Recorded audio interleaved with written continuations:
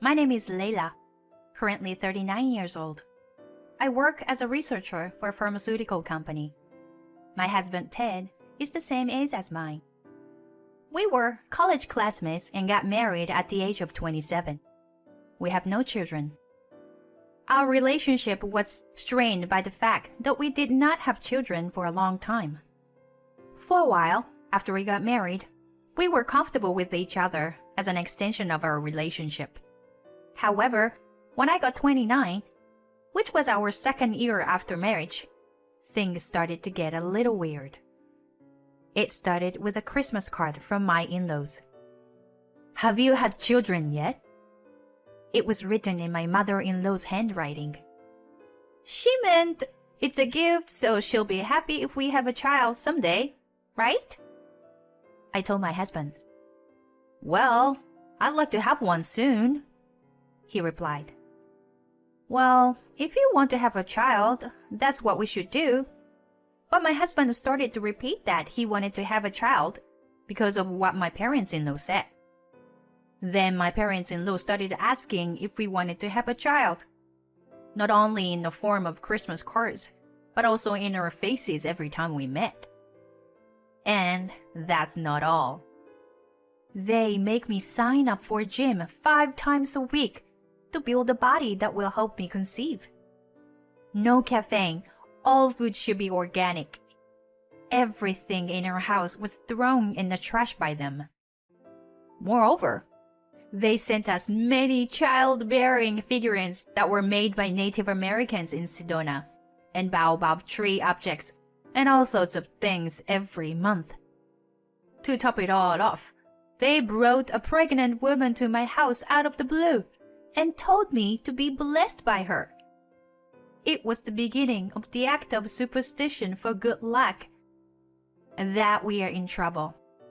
Then, in our 4th year of our marriage, by the time I turned 31, both my husband and parents-in-law began to get impatient, and their superstitious act became even more heated. And they started calling me on the phone saying, "Hey, Layla, you go to the gym every day, don't you?" I responded to my in-laws in a reasonable manner and tried to cover it up.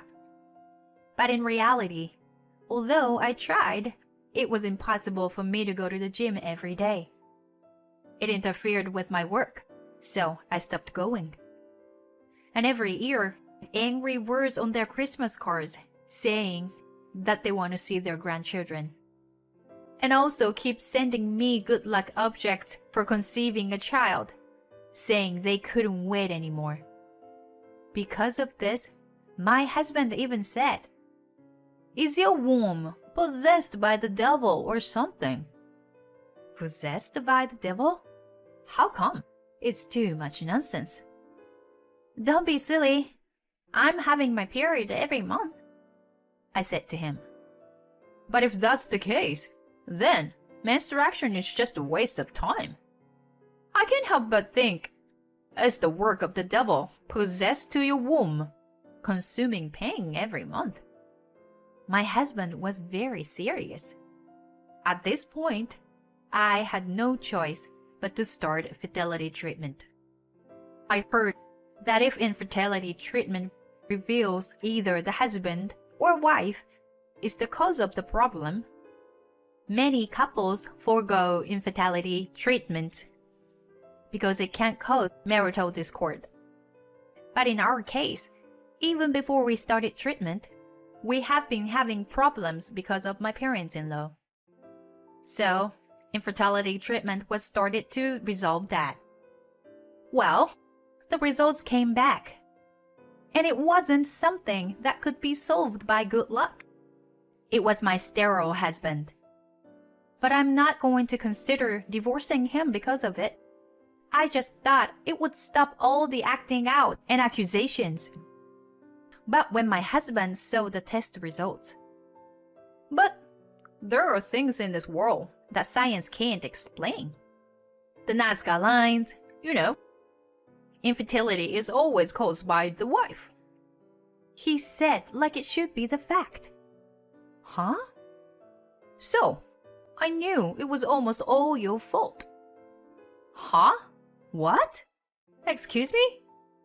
I was speechless with surprise. If that's the case with my husband, I don't need to tell you that my in-laws, who believed in the superstitious thing, ignored the test results and didn't budge on their theory. If the test results were to come back true, I don't think there would be any ancient lore. My mother-in-law said the same thing my husband did. Furthermore, my father-in-law followed. It's an ancient belief that childlessness is caused by the wife. Some say because she wants a superior seed, the egg chooses the seed it accepts. So we're talking about the host of the womb. Layla, listen to your womb. And that's the end of the story. What's the point of the test? What the hell is the voice of the womb? It's just a once-a-month tummy ache. You've spent a lot of money on fertility treatment, ready to go through with it. But it didn't help our strained marriage at all.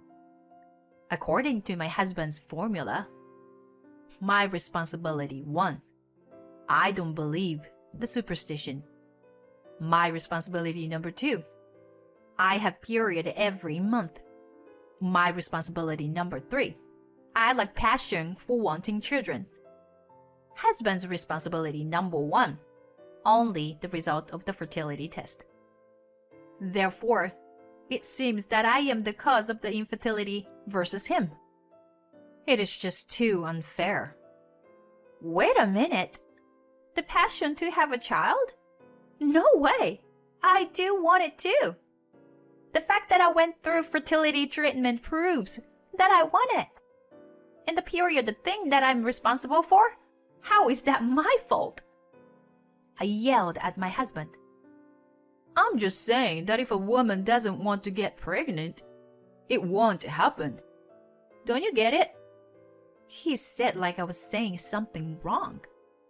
And science can be turned upside down if you have the desire to wish for it.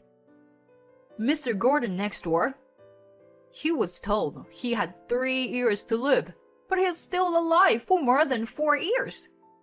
You work for a pharmaceutical company, but you don't even know that. He started to say such a thing to me. This really pissed me off. I'm doing research for a pharmaceutical company to cure people's headache. The current drugs have a high risk of damaging the gastrointestinal tract. I'm trying to improve it. But when such noble research is neglected, I felt like my pride in my work, and by extension my humanity, was being denied. In the meantime, he nagged me. There's no point in living with a woman who has no desire to have children. I guess this is some kind of karma that is prevent me from having children, and so on. And my parents-in-law also said to me, if you have the bad luck of not being able to have children, we should not allow you to marry our son. This is beyond the level of good luck or bad luck. Because my in-laws are like that, my husband's feelings started to drift away again. And it was a negative spiral. Before I knew it, my husband was coming home late. And the number of days he was away from home on weekends also increased. Then one day, my husband said, I want to talk to you. I knew you were the cause of our infertility. While I thought what's the point now, I also had a vague idea of what was to come. The way my husband looked at me had changed. And then he began to talk about what I had expected. Since you didn't have the desire to have a baby, my feelings for you had gone already. And as the reaction to that, I hooked up with a girl who came into the office as a temp. Her feelings for me were stronger than yours. And guess what? She got pregnant. So, I'll take a girl with stronger feelings for me. I'll be with her and answer to her feelings. Wow, is that so? Cool. I could only reply that way, because I didn't listen to him seriously. Pregnant because of a strong feeling? How is that possible? I was like, well, congratulations, maybe? I don't know. But having a child with a woman you cheated on your wife with is absolutely wrong in the eyes of the world. I'm going to get my alimony, so be prepared for it, I told him. In response, my husband said, You are evil. I could smell infidelity in the air. If you had been as devoted as she was to me, I don't think it would have ended like this. I hope you will carry that evil possessed in your womb and get the hell out of my life. He spit it on, and then, I'll move into my love nest with her. So, at best you can stay here in this house and be alone. And he left the house. Be alone? Sure, I'll enjoy being alone. What a joy! I no longer had any feelings for my husband, because it's been proven that the husband is the cause of infertility. I don't want him to blame me for my lack of passion or for being possessed by something. I can't stand the thought of being accused of the cause of infertility. I felt a sense of relief that my life of being falsely accused and looked down upon every day was over. And all I felt was relief. Hey, I have another woman now, and will have a baby. I listened beside my husband as he gleefully called his in-laws. He was so confident that he was on speaker mode. Well, congratulations! I knew there was a difference between passion and a desire for a child. You should think you were free from bad luck. My mother-in-law was also in frenzy, blaming me alone for her misfortune of not having grandchildren. Within a few days, my husband was gone in high spirits to his new lover. The next day, I mailed the result of my husband's fertility test to his in-laws' house as a final gift. Now, a few years later, I was having a cup of tea in my shiny room after cleaning up on Saturday morning. I put some nice chocolate on the table. I was enjoying the most refreshing time of my life. And then the phone rang. I don't socialize much, so it's rare for my phone to ring on such a lazy afternoon. Who is it? I looked at the screen and saw it was my ex-mother-in-law. What is it? I answered the phone anyway. Please help me. I heard a shrill voice. I don't know what's going on. I was silent and my ex-mother-in-law continued as if she had lost her mind. That baby is definitely not my son's, because she has darker skin and looks different from us. I pulled out my tea with a whoosh. Of course, she isn't. I was trying to tell them that the baby was definitely not my ex-husband's. So I sent my in-laws a copy of the test result. But it's funny how obvious the results showed its truth. There's nothing I can do to help. We're already divorced. I told her so coldly. Don't be so cold. It's fate that you became our daughter-in-law, isn't it? What kind of fate? I could have ignored her, but I wanted to see firsthand how confused my mother-in-law was. I decided to visit them the next day. I also had some things to say to them. When I visit the house, I found my ex-parents-in-law, my ex-husband, and his new wife. She wouldn't even look me in the eye. That's because when I divorced him, I took alimony from her too. They called her Scarlett, so I kind of knew her name. Well, maybe she's one of the cute ones.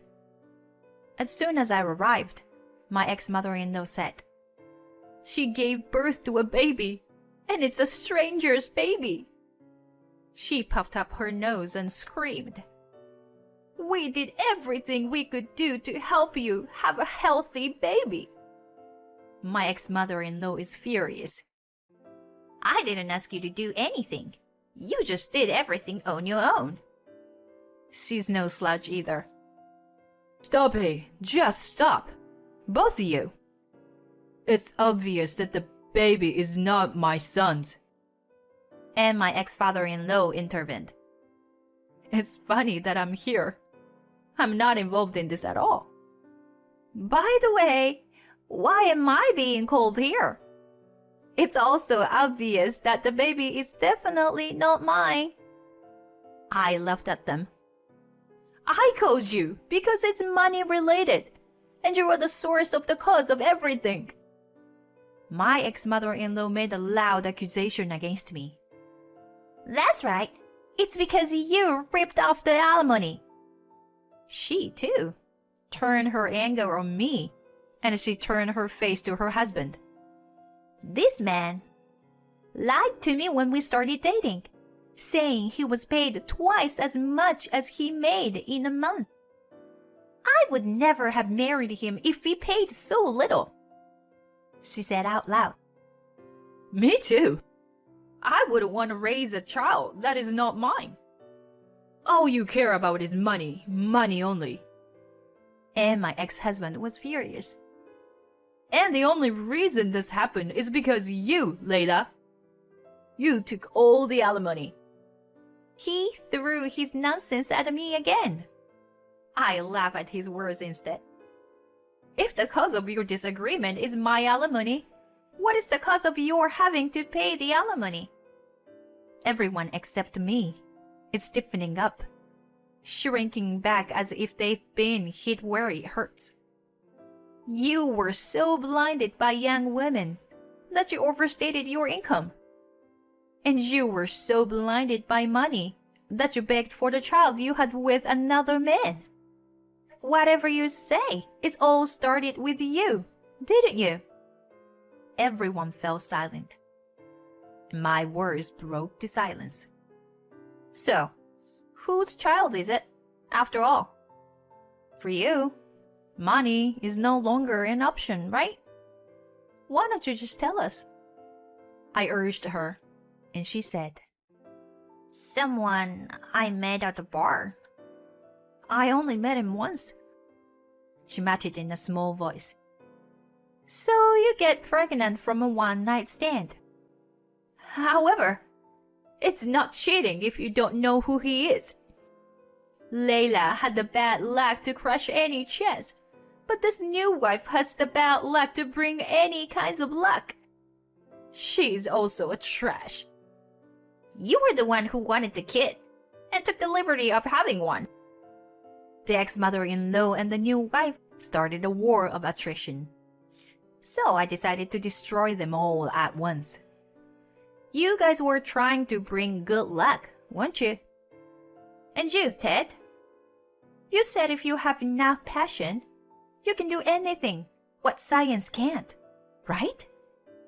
I say with a laugh. Then pray for this baby to have lighter hair and lighter skin like you.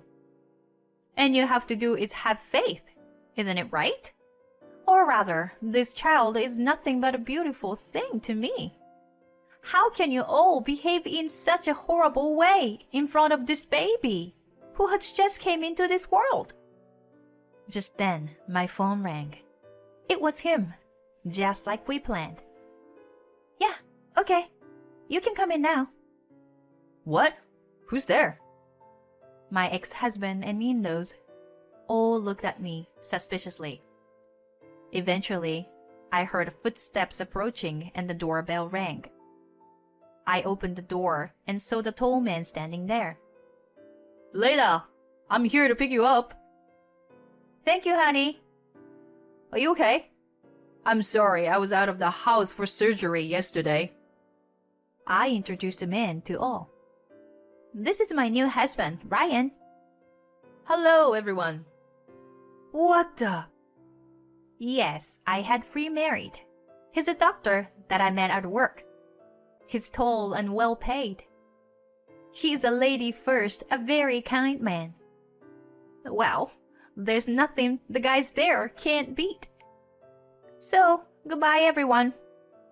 You told me to live alone, but as you can see, I'm not lonely anymore, I say sarcastically. And Ryan beside me said, I'll protect Layla, no matter what. Then my ex-husband, who didn't understand the situation, Huh? No. How come? He says something incomprehensible. He must have really lost his mind in the confusion of the situation. How's that possible? Layla told me. My husband interjected. It's okay to ask for good luck, if it's just to increase the possibilities a little. But it's not good to use good luck to bring others down. You can't use good luck to be happy to make others unhappy. And don't say it's the person's fault based on that. Then my ex-husband, whose mouth had remained open until then, he brought up his own theory again without any evidence. Well then, why is it that Mr. Gordon next door is living longer than his declared life expectancy? I thought Mr. Gordon had nothing to do with it. It's a standard practice to give a short life expectancy so that the patient can spend the rest of his life with no regrets.